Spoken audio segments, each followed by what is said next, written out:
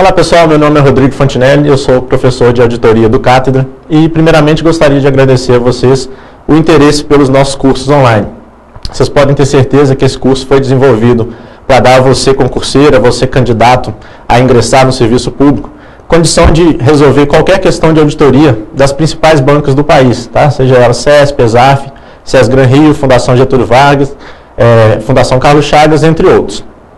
Como vocês já sabem, a contabilidade ela vem passando por um processo de harmonização, um processo de convergência, né, das normas brasileiras com as normas internacionais, as chamadas IFRS.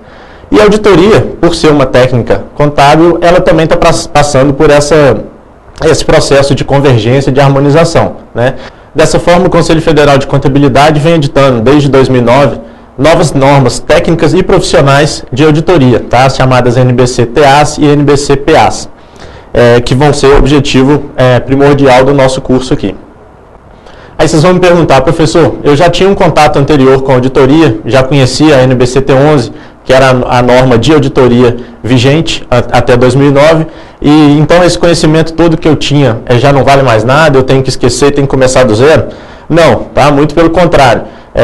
Para quem já tinha esse conhecimento prévio, vai ser mais fácil assimilar a nova normatização, mesmo porque muita coisa continua igual, tá? O que houve foram algumas mudanças, principalmente de nomenclatura, que a gente vai falar ao longo do nosso curso, tá? Só para vocês terem uma ideia, antigamente a gente chamava de parecer do auditor independente, né? Isso era até uma diferença entre a forma de opinar do auditor independente com a forma de opinar do auditor interno, e atualmente tudo é relatório, né? Tem o relatório do auditor interno e o relatório do auditor independente. Mas isso a gente vai ver, é o objetivo do nosso curso ao longo das aulas que a gente se propôs a desenvolver aqui para vocês, ok?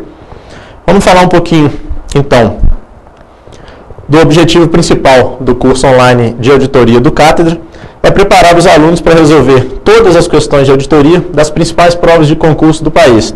Pessoal, quando eu falo todas, é porque o objetivo de auditoria, o objetivo do candidato ao resolver uma prova de auditoria tem que ser gabaritar, tá?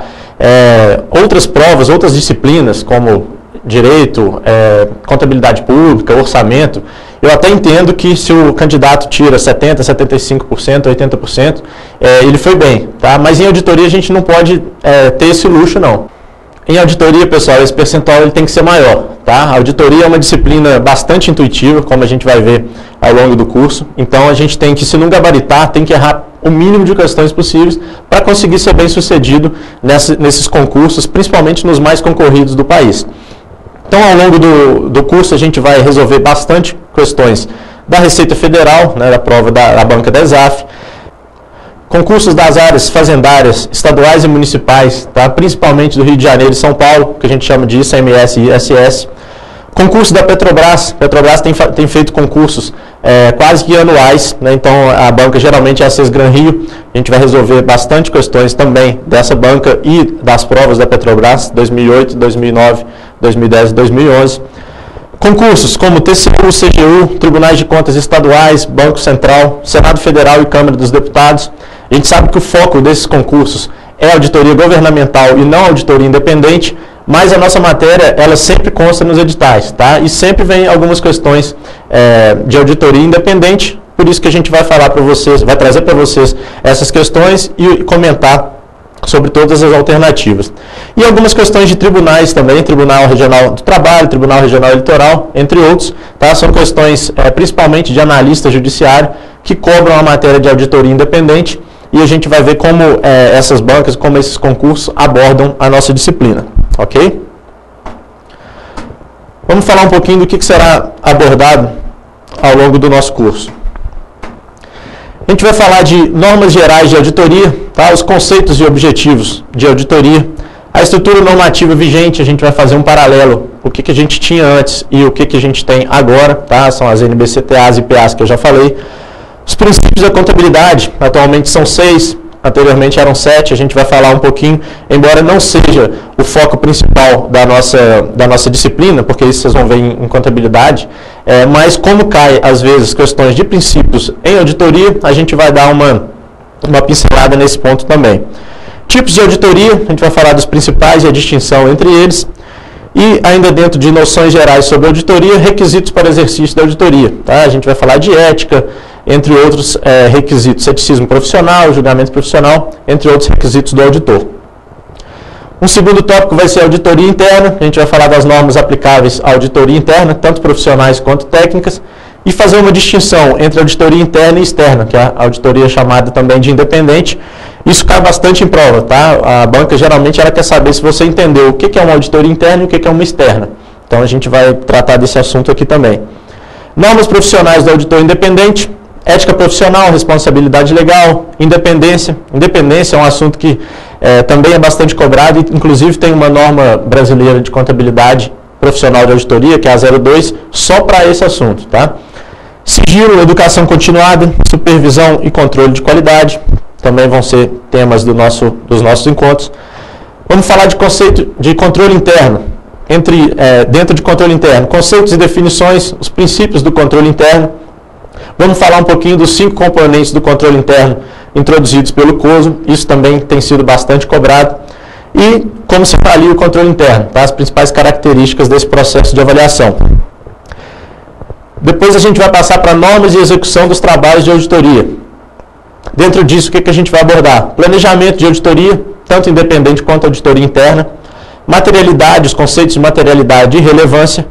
Riscos de auditoria. Risco de auditoria também houve uma mudança na nomenclatura, então a gente vai abordar isso, vai falar de risco de controle, risco inerente, risco de auditoria como um todo e risco de detecção. E vamos fazer uma distinção entre fraudes e erros, que também tem sido bastante abordado, geralmente questões bem simples. Depois de normas de execução, a gente passa para testes e procedimentos de auditoria. A gente vai falar dos testes de controle e os procedimentos substantivos.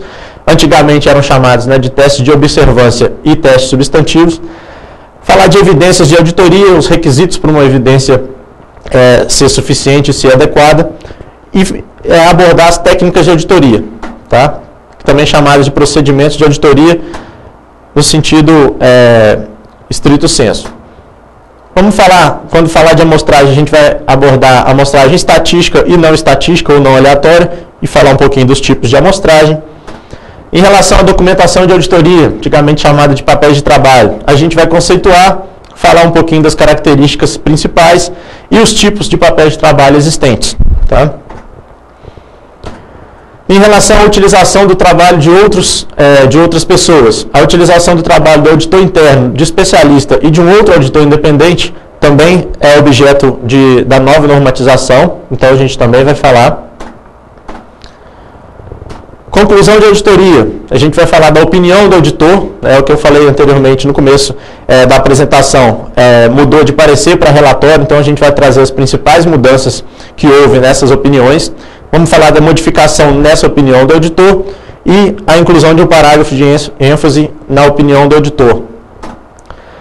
E vamos fechar com os tópicos especiais, algumas questões que vêm sendo abordadas pelas diversas bancas, questões que falam sobre estimativas contábeis, partes relacionadas, representações formais, que é a carta de responsabilidade da administração, continuidade operacional, transações e eventos subsequentes e eventuais contingências. Ok? Como é que vai ser a dinâmica do nosso curso? A gente vai passar uma parte teórica, tá? Uma parte em torno de 1 hora teórica sobre o tema do nosso encontro e depois resolver questões principalmente dessas 5 bancas, tá? CESP, ESAF, Carlos Chagas, Sesgran Rio e Fundação Getúlio Vargas, ok? Então essa vai ser a dinâmica do nosso curso. Espero que vocês tenham gostado da apresentação. Vocês podem ter certeza que o material que vai ser dado aqui aborda, se não abordar 100%, aborda 90% a 95% de todos os editais daqueles concursos que eu falei, tá? E eu tenho certeza que vai ser bastante proveitoso esses nossos encontros a partir de agora, ok? Obrigado, te espero na primeira aula.